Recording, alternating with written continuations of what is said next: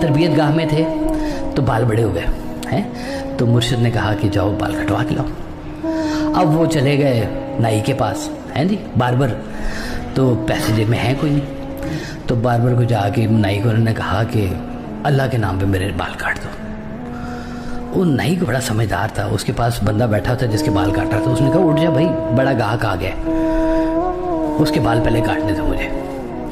तो बड़ी मोहब्बत से हज़रत जुनैद बगदादी के उन्होंने बाल काटे। और हज़रत जुनैद बगदादी के दिल में आया कि इतनी मोहब्बत से इसने मेरे बाल काटे, कभी मेरे पास पैसे आए तो मैं इसको ज़रूर देने के लिए आऊँगा।